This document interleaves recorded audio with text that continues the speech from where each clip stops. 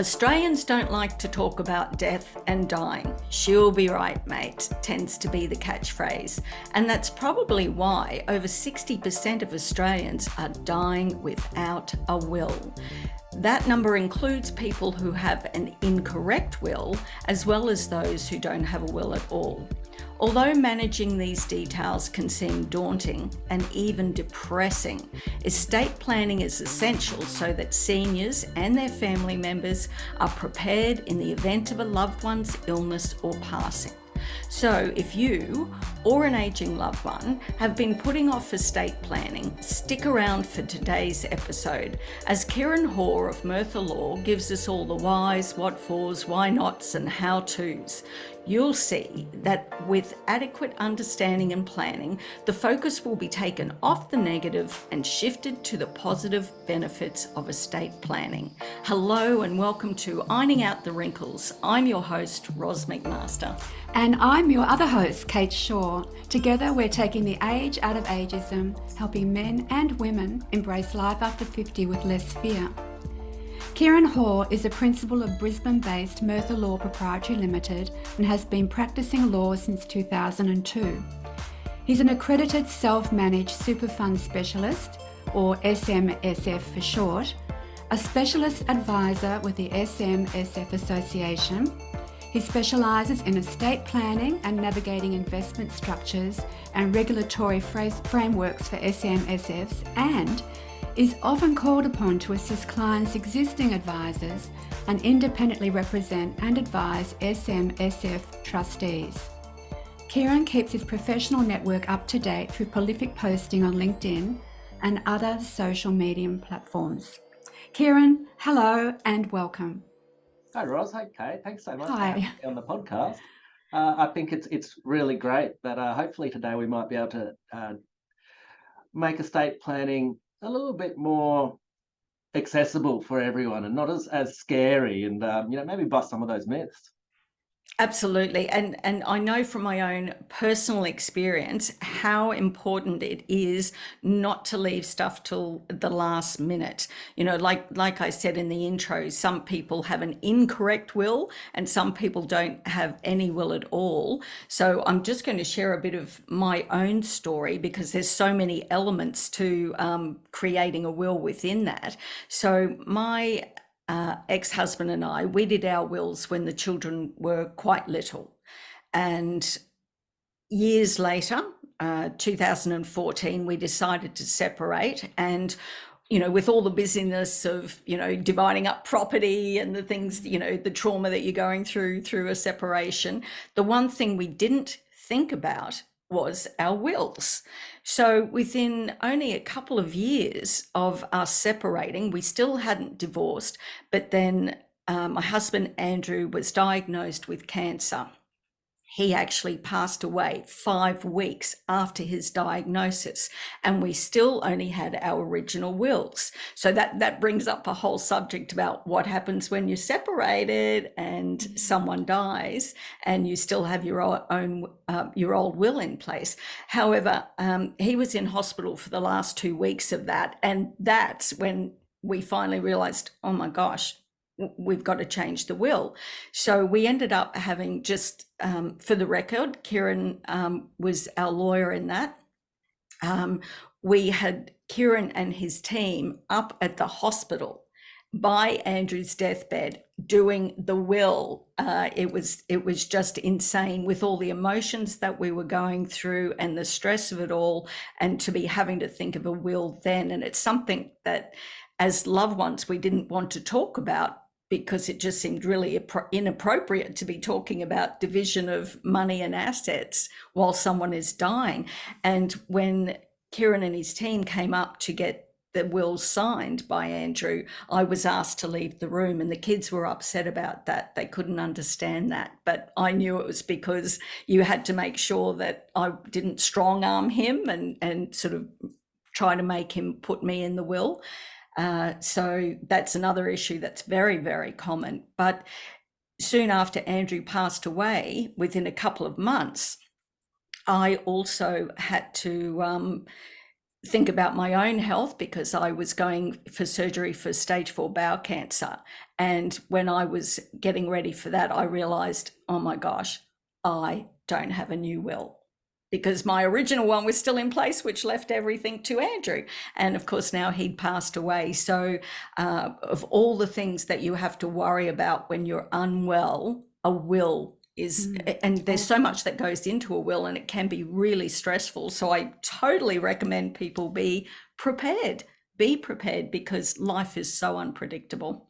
And also, Roz, I guess when you first did that will, when you were just about to have kids, or when you're a lot earlier in your relationship, your asset mix and your complexity would have been a lot less. And I know that Andrew, he ran his own business and had corporate issues and tax issues and those types of things, that weren't even in the mix, from when you did your will, some, what was it, 20 years before then.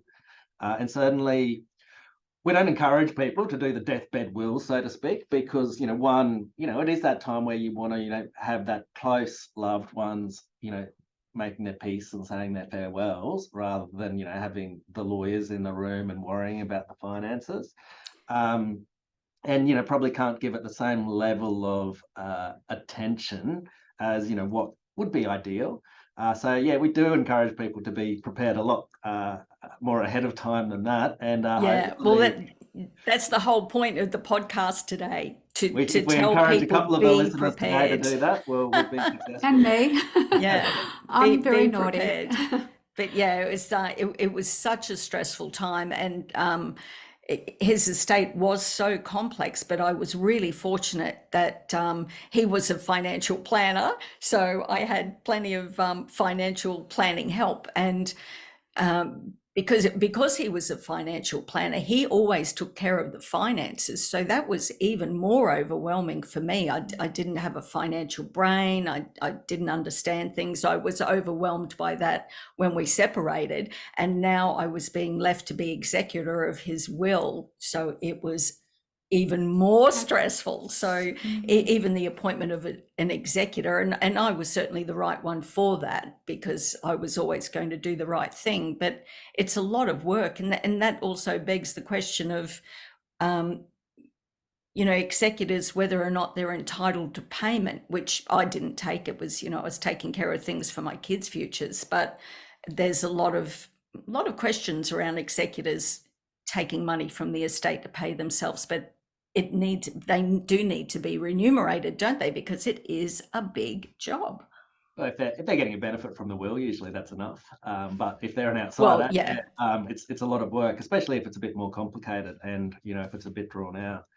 But I guess a few issues to unpack there, Roz. Yes. And one is, why do people avoid doing their wills? I think that stat you said at the start was 60%, which I didn't know that. Makes sense. And, one is people just don't want to face their own mortality. 2 is people are scared of lawyers. Yeah. 3 is it's complicated, and they figure that they need to know all the answers before they can go and get their will done. We've had some people who come with their draft will already prepared. And what's the point of that? Like, why not talk to someone who talks to people about wills day in, day out? And most times when they come with their own will, we go, oh, have you thought about this? Have you thought about that? And they walk out with something totally different. The most important thing is just to start.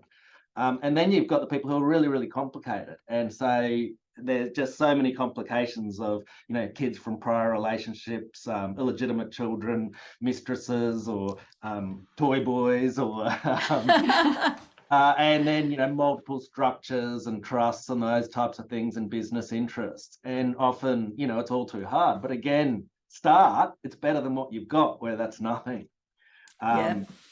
So, and I guess a lot of the time when we do have people in to do their wills, we help them, make those decisions, help talk them through what those decisions kind of are. And so then they get to that other side, and usually the experience is, oh, look, that's really good. It's a weight off my shoulders that now I'm not leaving my loved ones in the lurch, that I've got a plan, and, now I can rest assured that I'm not, leaving this absolute mess for the family to kind of clean up. What about the, I mean, that's one of the myths too. People say, well, if I die without a will, that's okay. Things will all work out. People, I think, have an assumption that if they don't have a will, their spouses or children will automatically get everything in an estate. Yeah, so I mean, you still have a will. It's a will written by the legislation. And when I was at uni, in about 2000, I think I did succession. Uh, the intestacy rules haven't changed and the amount hasn't been indexed. And so clients are very surprised when I talk to a husband and wife or de factos, where the spouse gets the first $150,000 and the household chattels, so that's your furniture and your TVs and stuff, and then has to share the rest with the kids. So if there's only one kid, it's half-half. If there's more, the spouse gets a third. And most people find it abhorrent that it's only $150,000 cash, which doesn't go very far nowadays. And then they share the rest with kids, even adult children who potentially, don't need that. And so that's the state drawn will. Can you just clarify if the house has to be divided up amongst the kids, if there's no will? Does that mean if the kids didn't like... Yeah, if the kids didn't like mum, they could kick mum out of the house because they wanted it sold to get their share. For sure. And that's awful. Wow. God. And the surviving spouse has got a right to pay market value for the house so they can keep living in their own house. But that's not a will that most people would choose. No. And the other one is then, well, some people are like, I own nothing, so what's the point of having a will? It's all in trusts or, their spouse owns everything or, they just own nothing. And even then, someone generally needs to be appointed as executor to sort everything out. And to do that in the proper manner means if you haven't got a will, you've got to apply to the court for letters of administration, go through that process. And so, typically that's a few extra $1,000s and a bit more, and more of a headache for whoever you're leaving behind. And you haven't left that clear guidance of who's in charge. So it can be a bit awkward between different people who think they're entitled to take that role. Well, excuse my ignorance, but I've often seen public trustees stepping in and they're selling people's houses and they're selling their cars and things like that. How does that come about? Is that because they haven't had a will? Sometimes, and sometimes it's the public trustee that ends up there. But the public trustee for years has also offered a will service. So I think it was a free will service, and maybe it's a discounted will or free if you appoint the public trustee as executor. So then a lot of people out there have appointed the public trustee as executor. So then, as you were saying before, Roz, they know exactly what they're entitled to for commission, and usually it's a clip of the assets, and then it's an extra fee for different steps along the way too. There are those public trustee wills, and the public trustees involved, which is a corporate. I mean, it's a legislated, state-based corporate, but perhaps I'd hope a lot of the listeners today would have someone that might be more appropriate than the public trustee to sort the stuff out, to deal with the beneficiaries and do that side of things rather than it being a big corporate entity. What if you can't find anybody? What if your family don't want to do it? The public trustee, they're great for looking after, disabled people and, looking after the finances for, those kind of circumstances. If there's no one else yet, you can appoint a public trust, a trustee company. So you've got the public trustee, Perpetual, Australian Executors. There's a different range of ones, and they all charge a fee, and that can be appropriate. Sometimes it might be, there's a family member or there's a friend in the network that, has got that kind of, they feel like they've got that kind of moral duty to look after your kids and do that. And, they're allowed to charge a commission too. And sometimes, they won't take it. So our clients give them some money in compensation for, doing that work under their will. You can appoint your accountant or your solicitor, in that type of role. And sometimes that can be handy too, especially if it's too much for the beneficiaries, as in you got someone in that role, they get in, they do it, they talk to the beneficiaries, help with that process, but it moves on. And sometimes when you got 3 kids who don't get along or 4 kids who don't get along and they're all appointed, it's just more fights. Yes. And there's a Jay-Z song, nobody wins when the family feuds.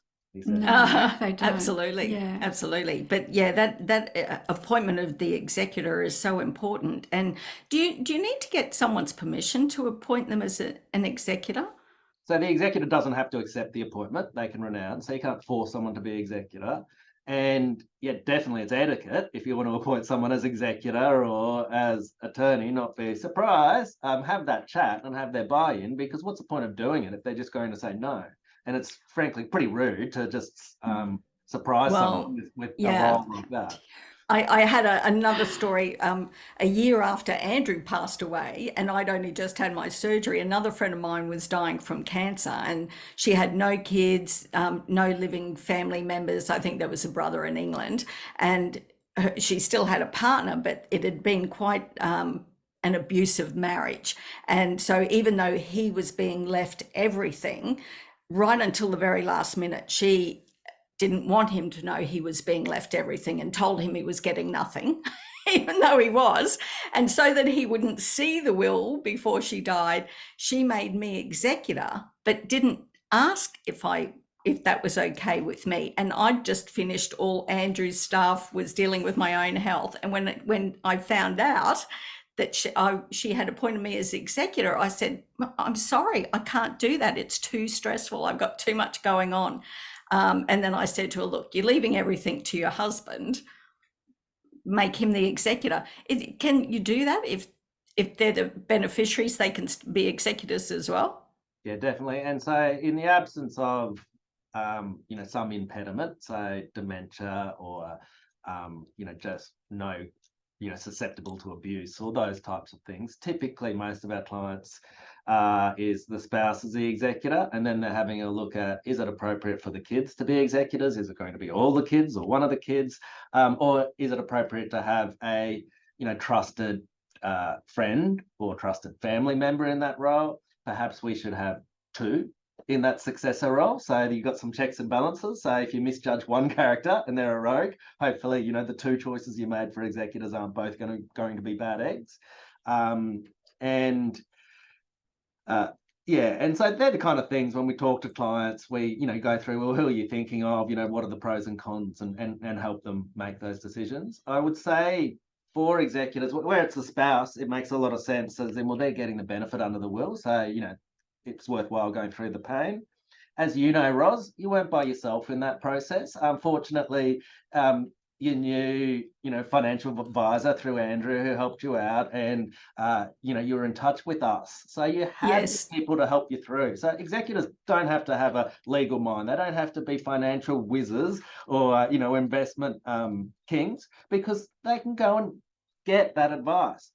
What I like to have in an executor, especially that successor executor, is someone who is open to accepting advice and isn't just so proud that they want to do everything themselves, because they don't have that experience. And so it's likely to be more expensive and more mistakes and those types of things. And someone who responds. So if we send an email to sign something, which is more often nowadays, or, if it's something that has to be signed in wet ink, that you send it and they send it back. Yes. That's important as an executor. They get on the phone and they can just do stuff. So, they go and we'll talk to beneficiaries and help sell the house, and, someone for that. But they definitely don't have to, have that knowledge of the law or knowledge of finance. Yeah. Lots of help there. Well, Go on, sorry, you go. Kate. Yeah, I like the way you're firm. When I was sitting in front of you and we were having a discussion, I can't remember what about, but when you'd finished giving me all the legal talk, and then you said, "All right, now we're going to ask you some questions to make sure you understood what we were talking about." Oh no! Oh, was I listening? Did they notice that my eyes had glassed over and? But I passed the test. So yeah, you don't just give all the speak. You make sure someone is really understanding what you're saying, because it's such an important legal document. But I think that was to do with the self-managed super fund. I can't remember now. That stuff gets pretty technical, and it's hard for a lot of people to understand. But I try to kind of explain things in simple terms, and most of the time hopefully I get there. But yeah, a lot of people just say nod and say yes, so we got to check Yes. understanding more than that.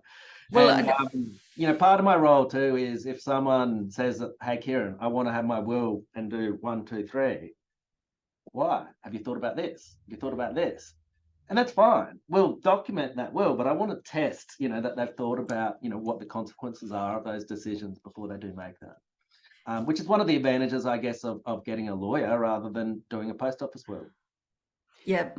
Well, what if you, I've just got a question, if that's okay. Yeah. Just a basic one about if you suspect someone's senior, they're not really quite got the capacity to make decisions. Should you call in a doctor or someone like that to just make sure that they're okay to make these decisions with their will if you suspect they're not? Yeah. So that's a good question, and it still kind of dovetails into that. One of the benefits of using a lawyer rather than doing a post office will is capacity. So a will's invalid if it's determined that the testator, that's the will maker, the legal speak for that, if they didn't have capacity. And so there's legal tests that every estate lawyer knows, where we go and ask these questions, and some clients think we're being nosy about their family and their loved ones and their property and what it's worth, and why they want to give things a certain way. But it's part of the test, and so that's all part of that capacity test. And then if someone's a higher risk, and just being old, just being aged, doesn't mean that you got capacity issues. We talk about that, and have some questions about short-term and long-term memory, and test those kind of things. There's been plenty of cases where we've taken really detailed and good notes of what those questions are that we've asked, and their death certificate says they've had dementia, and they're suffering from dementia at the time of signing that will, but we still get that will in probate, so admitted to the court, because we asked all of those questions and they satisfied those legal tests. But certainly where someone does have those capacity issues, then if it's questionable, then yeah, we would get that extra support from the GP, and then then quite often, if it's it's a state that's worth doing this, and there's some serious capacity issues, then we'll even involve, for example, a geriatrician and a psychiatrist, and there's people who kind of specialize in that. We can get them in the Zoom rather than paying for them to come into the meeting, and they can even check out what medications the person was on, and give a bit of a report of what their opinion of how this person would have capacity to make a will. And so that makes it a lot less susceptible to challenge when you've got that really robust evidence. And unfortunately, a lot of doctors, we send them a letter saying this is what the legal test is, this is what the capacity test is, but then they do a totally different mini-me test or whatever it's called. That's not on all fours. And so just because the doctor said, oh no, they don't have capacity, but they're looking at a different type of question than what we do. Yeah, it's a different model, isn't it? Us lawyers, we take, I bring someone into the meetings with me all the time because I'm busy talking and I've got messy handwriting. So they take, very good notes that, if there is a question down the track, really help us get that over the line. So, I guess that is important if you want your will to hold up, to have that evidence. Yeah. Well, and that also begs the question, as a sideline, enduring power of attorney, how important that is. Yeah. So enduring powers of attorney, for spouses, for those health matters, you're next of kin anyway. So the hospital's not going to say, oh, no, we're not going to listen to you because you don't have an enduring power of attorney for those kind of, important health decisions. But, for finances, yeah, you typically need that power of attorney. And otherwise, if you don't have that, you got to apply to, in Queensland, it's called QCAT. Every state's got a similar kind of body. And so then, they've got to go and interview all the loved ones, get the doctor's reports. You've got to report back the accounts to the court and that type of thing. So it's a lot more of a headache than just doing that enduring power of attorney in the first place. And an enduring power of attorney is, instead of the will, this is when what happens if you lose capacity, who's in charge of making those decisions for your finances? So, paying your bills, your investments, if you, voting in company meetings and those types of things. And who's in charge of your personal decisions? So who do you live with? What clothes do you wear if you can't dress yourself? Your health decisions. So whether to have that hip replacement operation or not, whether to be resuscitated or not, in those end of life types of decisions. And so as part of our estate planning, most people appoint their spouse in first instance for both of those roles. And so then we like to build in a successor attorney too. And, you know, a lot of that is when people, I heard a statistic that after the age of 60, your risk of dementia doubles every 4 years. It's frightening. So, and it's not like, oh, one day you wake up and you've lost capacity. You know, it's a long road. And so we'd like to build in early when, you know, when people have definitely got capacity to have these conversations. Okay, well, who's appropriate? If your spouse can't be your attorney, maybe you're in the same accident together, or, you know, maybe your spouse has died, or, you know, has got dementia themselves. Who would you like to, you know, be in charge of those personal health decisions, and who would you like to be in charge of those financial decisions? And, you know, quite often they split that up, and the spouses might be different for, you know, who, especially in blended families, of, you know, who might make those health decisions and who might make those financial decisions. So yeah, arguably it's even more important than a will, because you're still alive, so it's going to affect you. Whereas your will, you're dead. It's just affecting, you know, who you've left behind. You know, what kind Might of sell your house. you leave them. Yeah. I think that's why a lot of people don't worry so much about their will. They're just saying, I'm going to be dead. What's going to happen to me? Which is pretty selfish. And we see a lot of, you know, high profile people who have done that, and, you know, it's just a mess for the loved ones to sort out, and then it creates fights, and yeah, it's selfish. And then also often there's some great tax planning they could have done for their children and loved ones that, you know, are just off the table because they weren't proactive about it. With that power of attorney, though, like say I've left my organs if I died to be donated, and I've left it on my license and that Medicare form, can the person who's got power of attorney override that? So it's not the license anymore. It's there's a special donation form online. Yeah, so I better redo it. About that. Yeah. And yeah, so that's all online and can be registered. There's a paper form too, if you need to. And so look, the truth of the matter is, if there's a next of kin or a loved one that's making enough noise about it, the hospital's likely to be, oh, it's all too hard, go get a court order if you need it. Unfortunately, that's if someone's making strong enough noises that they don't want that. You know, the attorney shouldn't be going against the principal's wishes. And most attorneys honour what those principal's directions and wishes were. But, you know, if they're loud enough, the reality is, you know, it makes the hospitals nervous. And makes the I believe they've had a lot less people giving up their organs lately, so they're in desperate need of some organs. But you sorry, go on. Just on, I guess, that point too, there's another document you can do called an Advanced Health Directive. Have you heard of that? Yeah, fabulous. And so that's one where it actually specifically sets out a lot of those end-of-life questions. So, you know, if I am in a vegetative state, I do want to be force-fed, or I don't want to be force-fed. I do want to be on, you know, assisted breathing, or I don't. Where do you get that from?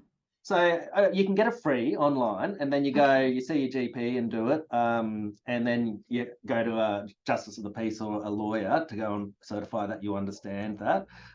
We send a pro forma out as part of our estate planning package, and then if they want to do that, you know, we complete that with them and help them with that.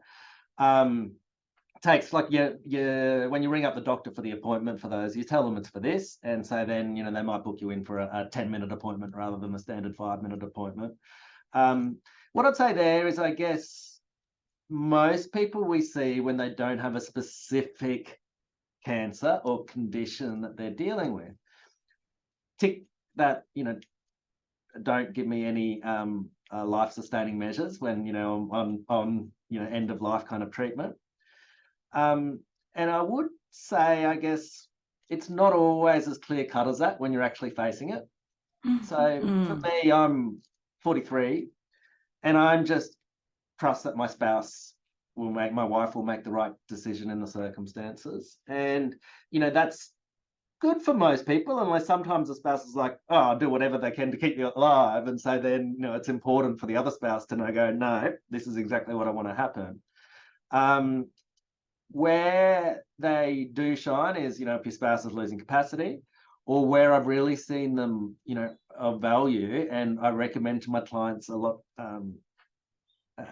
more strongly to consider them, is when they're widowed. So, and it's adult children. And so I've seen situations where got 3 kids as, those health attorneys, and then one just makes enough noise to go, no, we can't, just let dad die. We've got to give him this hip replacement treatment, and take out these organs and do this and do that. And so then, I've seen myself that this person, the parent lives for an extra 3 years, but is a shadow of what they were. No way to live. Yeah. And so, having that advanced health directive is kind of taking those decisions out of those kids' hands. And, so it's been the principal themselves, that's made those decisions in advance. And you have to respect that. But, just on that matter, I remember when Andrew was in the hospital and, the doctors were saying, all right, we're ready to give him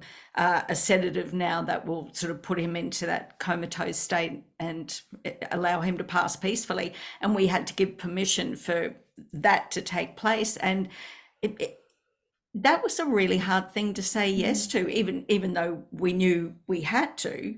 It was just that we're really saying Letting goodbye go. now. Yeah. It was a really, really hard decision to make. So I can understand anyone struggling with that.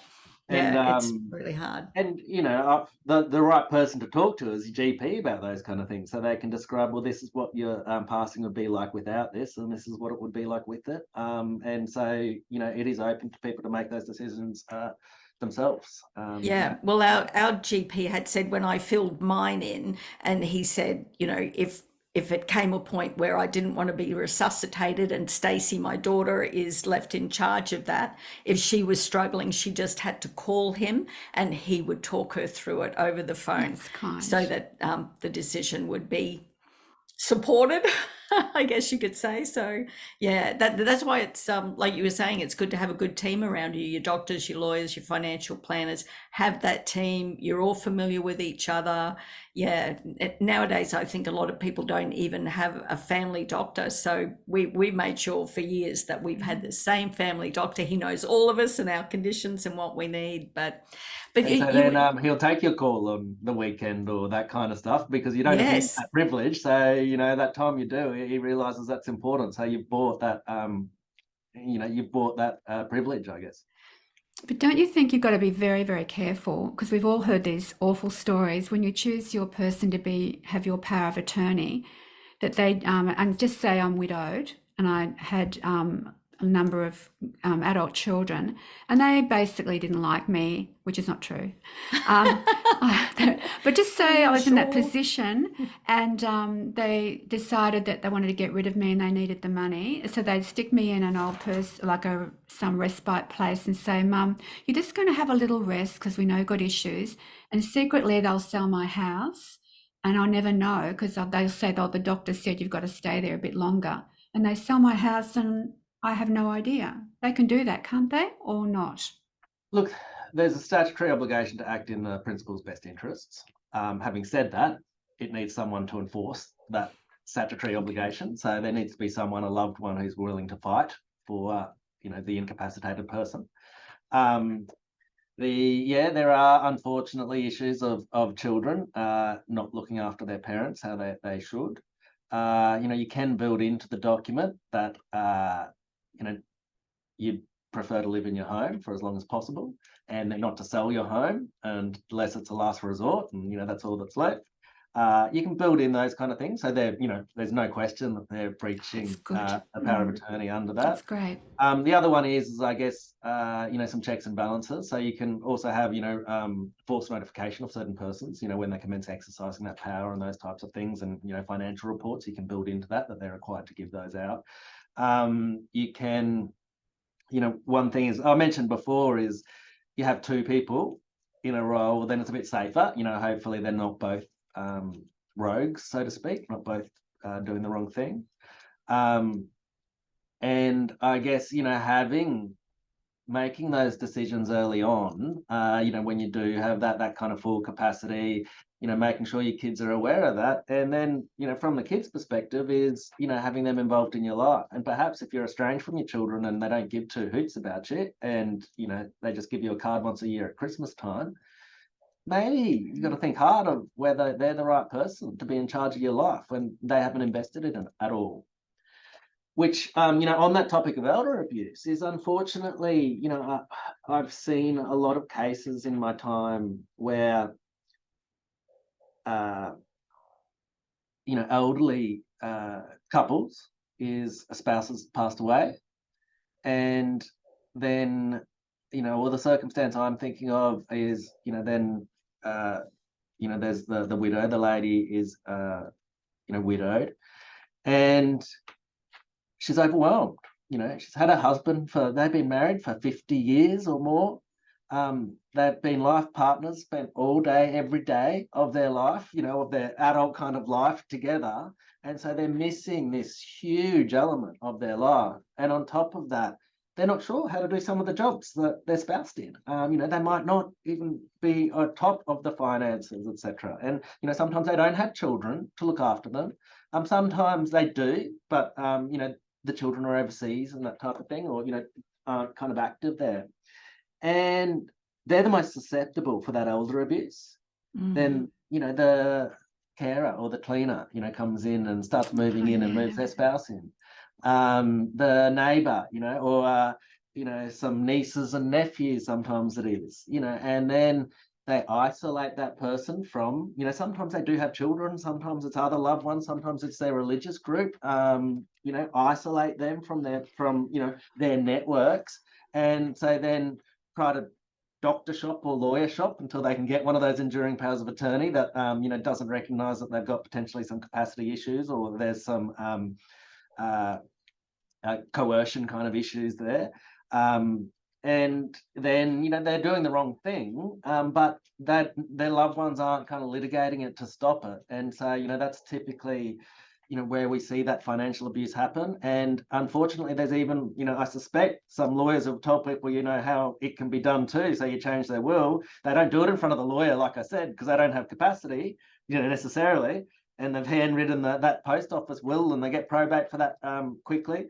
And, capacity is a really hard one when you don't have that evidence in front of you, that contemporaneous evidence to prove that, there was undue influence or there was a lack of capacity. And so, sometimes it's a deliberate scheme of these people to isolate them from their family and their loved ones and, try to, take what they can under the enduring power of attorney and then inherit from them under the estate. And, often it is disputed, those things, but that's hundreds of thousands of dollars of collective legal fees in disputing that too. So, oh my gosh, yeah. So, like your company deals with elder abuse. So, who comes to see you? Some relatives who suspect, say, the church is interfering. Who sees you about the elder abuse? Yeah, I mean, we act for all types of people, but yeah, typically, someone. The will has been dramatically changed, and it all went to the carer, or those types of things. So we're having that kind of after death claim.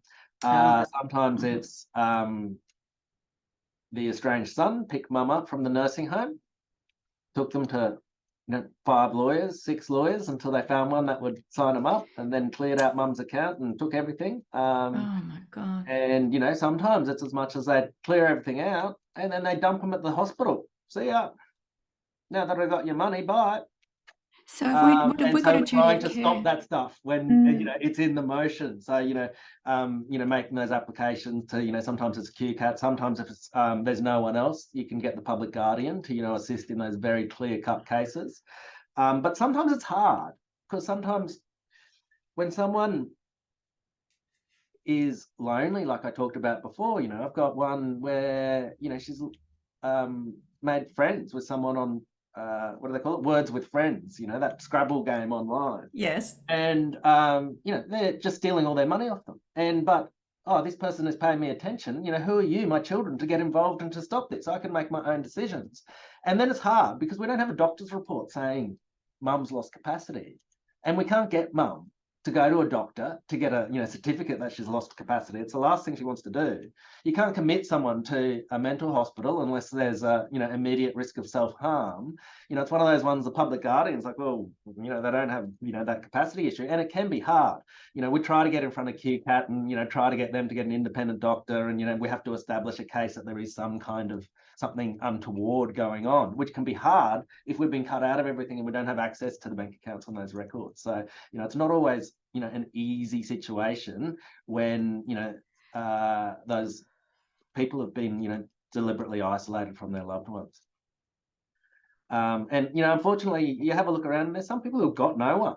And, it's, our kind of role, there is the public guardian. If someone's, liable to abuse themselves, so, self-harm, or they're not eating properly and, they're not caring for themselves, they can get involved there. Or if, someone's taking advantage of them and financially abusing them, or physically abusing them. I saw on the Public Guardian's website that, there was one case you were talking about before. I think it was all children were involved. And exactly like that, they're like, oh, well, they were living in the mum's houses. She had several properties. And then because they were all living there and not paying rent, they couldn't afford the nursing home fee. So the son grabbed her out of the nursing home and locked her in his basement. Oh my goodness. With pretty bad dementia. So, she couldn't look after herself, wasn't access to water and that kind of stuff. And that's one of the horrific, kind of examples. But, unfortunately, that kind of stuff goes on and it's criminal. And, the Public Guardian did get involved in those kind of cases.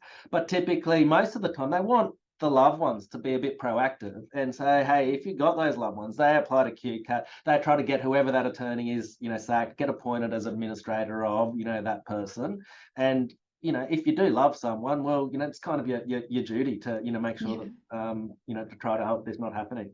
And unfortunately, sometimes, the benchmark for proving that incapacity just isn't met. And, the adults, someone said that they've got capacity, the QCAT accepts that. And, if they're making bad financial decisions by themselves, you can't necessarily step in and stop that. Gosh, that leads me to ask one more question that I've been dying to know. If my husband died, God forbid, I hate to think of it, but if he did, we've got a joint account. Do I have to tell the bank? Someone said I have to tell the bank straight away, but then they'll freeze my account and I can't get any money. What is the law with that, please? And so the joint account's a pretty good idea there. So with the joint account, it doesn't get frozen. Oh, good. And you're a signatory to that, so hopefully you've got your own PIN number and your own access. So it's business as usual from the joint account. So what we'd like is fair slush fund in the joint account. So if the rest does get frozen, there's still enough to get by. Sometimes people know their spouse's PIN number and that kind of thing. You're not supposed to, and so they'll withdraw some money to before they tell the bank to help with those expenses of estate administration, and you keep records of it, etc. So it's not like you're stealing the money, you're spending it all on those estate expenses.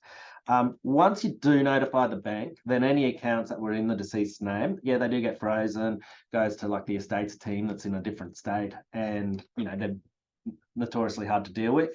They are statutorily obliged to pay the funeral bill. So the funeral parlours insist on money up front, but you should be able to talk them in, especially if you can show them a bank account statement or something of that sort, to say, hey, no, we won't pay any of that up front and we'll get it all from the bank. And they pay that pretty promptly. And then with other receipts, you've got to pay them yourself, or you give them the receipt and then the bank will pay them, but it takes some time.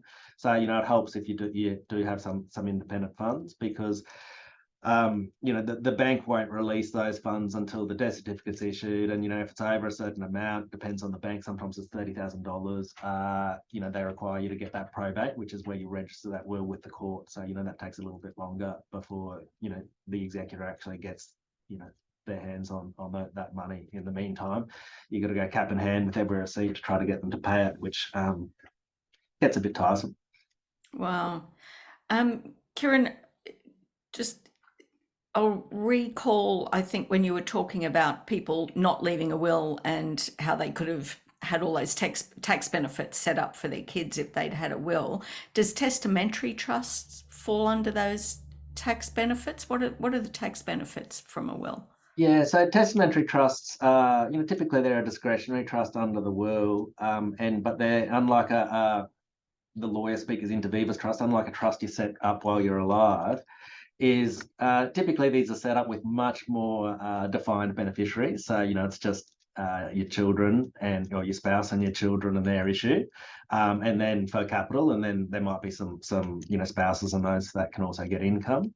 The And then because they're a special type of trust, is they get some tax breaks. So if there are infant children or infant grandchildren, and the money left to that trust generates some income, you can distribute that income to those children under Australia's current tax laws, and it's about $22,000 you can distribute to an infant child tax-free, which means that can pay their school fees and that type of stuff, rather than if it went to an adult and they invested that and they're on the top marginal tax rate, they're losing half of that in tax basically.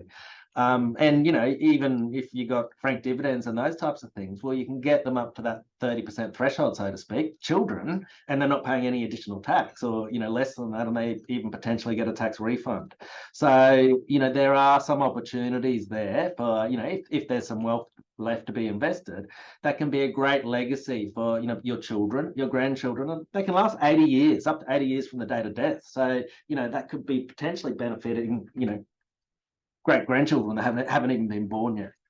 Yeah, and that's through the testamentary trust. And isn't that too, if you were married and you divorced, the partner doesn't have a claim to what's in the testamentary trust? Do I understand that correctly? Ros, it depends how they're set up, and I could talk for 2 hours on the legalities of how it's set up and the family court. But I will say, yeah, they do offer some good family court protection depending on how it's set up and who the trustee is and what those rules are. But probably to go into that details probably for another session. Yeah, that's the thing. I mean, I liked it. Andrew had testamentary trust set up in his will, and I liked it that my daughters and grandchildren would be protected in the event of a divorce. But then I thought, well, if my son got married and divorced, I would want his wife to, not be suffering too. So it's a tough one, that one, isn't it? But anyway, testamentary trusts are a good idea. And I think your law firm has a YouTube channel, don't they, where you talk about many of these subjects, yeah, which is really informative. Yeah, so we've got that YouTube channel, and there's even like a playlist, which is the estate planning side of things. And we put out regular posts on LinkedIn and our Merthyr Law Facebook and my public profile Facebook. So yeah, lots of information there. One other thing I'd just like to mention, I guess, Ros, is I think I might have touched on it before, is, a lot of people think that they need to sort out all of their plans and all of their decisions and all of their appointments and all of that kind of stuff before they go and start the process and get advice. You know what happens with a lot of those people? They're part of that 60% that never get that will done. Too hard. Yeah. So the most important thing is starting. Yeah. With de factos, do you have to live together to be considered a de facto? Not necessarily. So, it's a genuine domestic relationship. And so a lot of people who, have been in prior relationships and are entering their golden years, they're a bit set in their ways. So, they don't want some, messy man, in their bathroom, or mess around and, getting in the way of the household order. And so there's lots of people where they maintain their own houses, and then it might be that they spend a couple of nights over at one house, a couple of nights over at another house. They go to family functions together. They're seen as a couple by those social networks and those groups, and the courts have time and time again said, yeah, well, even though they don't live in the same house, they're still de factos. Courts have ordered people have been spouses where they've lived in different towns, hundreds of kilometres away. Thank you. So a de facto, even if a de facto person wasn't factored into your will, they'd have a legal claim. Yeah, so another statutory intervention to wills is you can write a will and you can leave everything to, the foundation for the abandoned cats.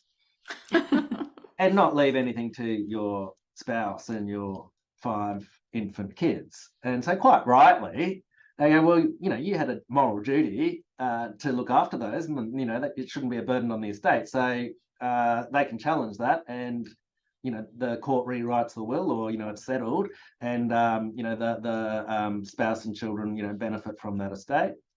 So that's called a family provision claim.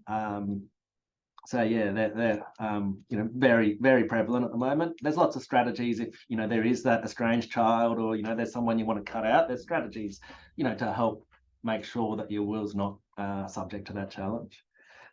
Just with those, and spouses are definitely one that can challenge the estate. And interestingly, with super, if you've got your super with a public offer fund, so like an Australian super or something like that, and you haven't done what's called a binding death benefit nomination, where you've bound the trustee to pay your superannuation benefits in a certain manner if you die, then the trustees are predisposed to actually leave your super benefits to your spouse if you don't have infant children, rather than to your adult children. And guess what the Superannuation Complaints Tribunal, as it was, guess what the lowest period of time of cohabiting was that they ordered for super purposes? They were a spouse and were entitled to the super. 3 days? Oh, are you kidding? You're joking.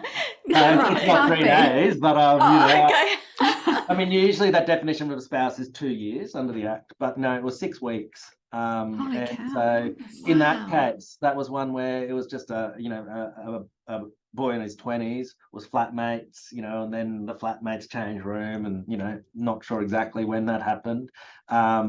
But yeah, it was determined that they'd been going out for 6 weeks, hadn't been to those family functions together or whatever yet, and the parents had lent the kid like hundreds of thousands of dollars over time, paid for his uni and that kind of stuff. So they wanted his super benefits because it had a couple of $100,000 of insurance going to his estate, which was then ending up with his parents. But no, it all got paid to the flatmate of where they were 6 weeks. No. So same kind of thing is like it can be you pass away and someone claims that they were your spouse. And I know a lot of people in their golden years, they have friends and special friends, and they don't consider them a spouse, at all. But it's hard to defend yourself when you're not alive. And so, their claims can get up in those kind of matters. Oh my gosh. Well, this was supposed to be a positive experience. I'm more depressed than ever now. I'm never going to date again. I'm cancelling all my dating apps. Good to be informed though, isn't it? Ignorance is bliss in a way, but not really. Well, I mean, there's answers for all of these. So the simple answer there is if you are widowed, you do a binding nomination to your estate. And so then it's not going to your spouse and then it goes to your kids. Or if there's a potential claim, you do a binding nomination directly to your kids, and then the family provision claim can't be made over that. So there's lots of solutions to these problems, but yes, you get in front of someone who knows what they are. Yeah. So essentially, your super isn't part of your will. It's separate because it has its own binding death nominations. It's only part of your estate if the superannuation trustee pays it to your estate. Interestingly, the executor of a will has got a duty to try their hardest to get the super fund to pay it to the estate. So you're actually breaching your duties as an executor if you're the spouse and you get that super to be paid to yourself as a pension, which is good tax effective, rather than paying it to the estate. Again, that can be solved, but it's part of the proper estate plan package to make sure that these issues don't come up. Yeah, you've got to have it written in the will. Get the will done. Get it done. It doesn't cost a fortune either. People can get a simple will, can't they? No, I mean, even the minute my daughter got a mortgage, bought a house, I kept on her back, get your will done. The others saying, Mum, we've only got a couple of shares in a car. Get your will done. It doesn't matter whether you've got nothing, I think. My kids have both got wills. A lot of our clients, we might, with the parents, often it's, a bit more complicated. They got lots of financial structures and, different supers and different things going on. So, they're paying a higher price for that kind of full review and service. And part of that, we encourage people to be transparent. So, sometimes we get involved and we have the Zoom with the children, or they come in for a meeting and, hey, this is why we appointed it this way. And this is why we designed it like this for some family court protection for you. This is why we didn't appoint all of you as executors. And, they get me involved in that to help kind of explain that. Another purpose too is then, well, your kids know the solicitor and it's not as scary if something does happen, they can ring up and have that conversation. And, that way, I guess everyone's getting that kind of buy-in for, that's why you've designed it that way. And part of that package, a lot of our clients go, well, hey, while you've done this, can you do a will for our kids? And, the kids are in their 20s and going to uni. Usually it's everything to my siblings, appoint my parents as executor, and it's really simple. So, you know, that's just, you know, a very cheap kind of add-on to part of that estate plan. And, you know, we do have like, you can start your will and that process online via our website. So, you know, you can fill out a bit of a questionnaire with the assets and what that family tree is. And so then that makes it easier for us to give you that kind of fixed price quote once we know what's involved there. That's great. That's fabulous. That's yeah, what a great talk. That's just covered so much. Is there any other major issues you think we need to talk about before we wrap up, Kieran? Look, there's lots of kind of issues out there for all different, every family's different and every family's odd and got its own peculiarities. But I think we've covered off on, you know, the 101 of some essential issues today. I know I sound like I'm really ignorant, but just for our listeners, not everybody knows what the word probate means. What is it? Yeah, so probate, it just is the formal process. So if someone's passed away, is registering that will with the Supreme Court. And so it gives the executors protection that, hey, you advertise, and so you make sure there's no other wills that, you know, well, later than this will, you know, which are the right will, gives the executor, you know, protection from getting sued if, you know, there was a later will.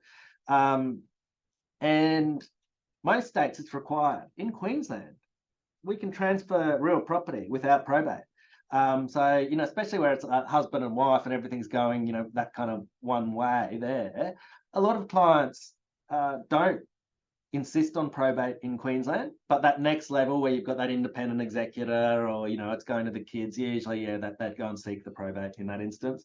Or otherwise, if your super's over, it depends on the super fund. Often it's $70,000. You know, sometimes the nursing homes require it for, you know, refunding those deposits and that kind of thing. Then those bank accounts, if they're over that certain amount, they insist on, you know, that probate being obtained to get that special protection.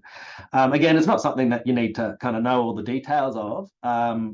You know, it's a pretty streamlined process, and so that's part of that estate administration that a lawyer would help out with that, and, you know, fixing up the title to the property and that type of thing.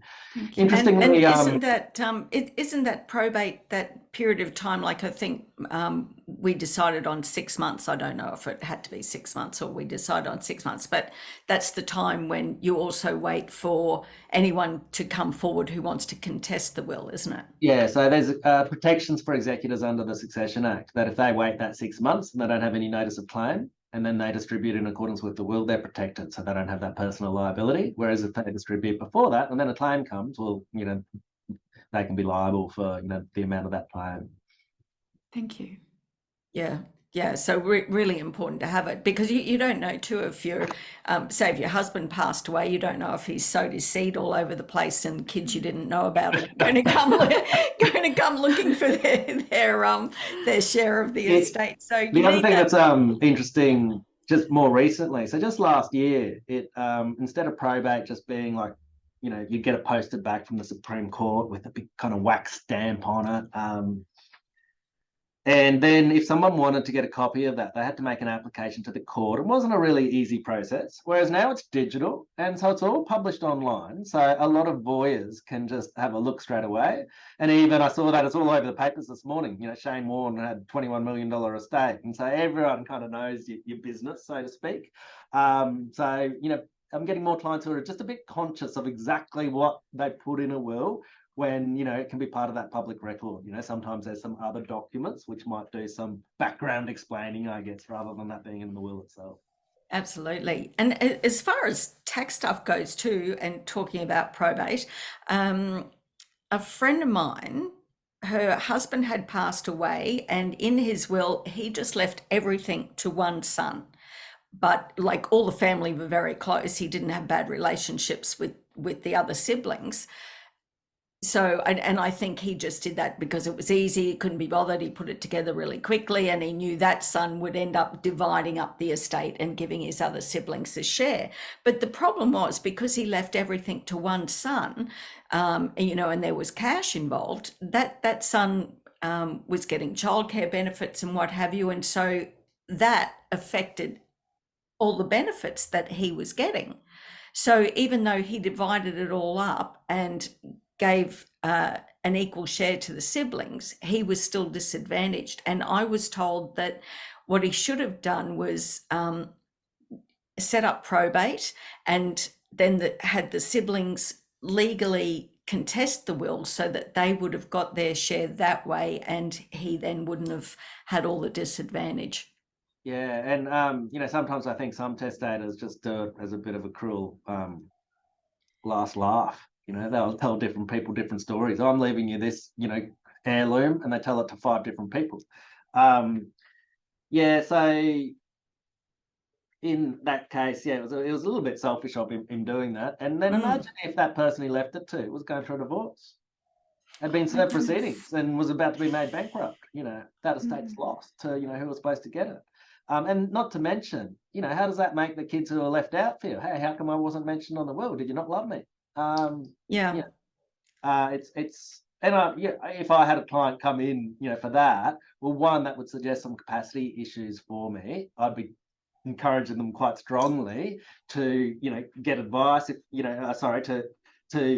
distribute it as we said, how we wanted it, rather than leaving it up to one person. It might be one of those catalysts, that suggests, perhaps there is some capacity issues, and making some more inquiries there. Yeah. So is that correct though? Is that correct though, that like the siblings should have contested it so that it got distributed properly? It all got given to him. That was his asset, and so then that's his asset for Centrelink purposes, his asset for bankruptcy purposes, his asset for the family court if he breaks up with his spouse. How to avoid that is, well, it's not his asset if it didn't get distributed from the estate. So if there was a proper claim and the will got rewritten, which can be easily enough. Yeah, that's fabulous. Yeah. All right. Well, if you've got nothing else to say, and we've got no other questions, that was really informative. It was such a pleasure talking to you today. Wonderful. So there's usually we ask all our guests to take us out with one final sentence of advice or something that you'd like our listeners to know. Don't procrastinate. There's lots of reasons to, but just start today.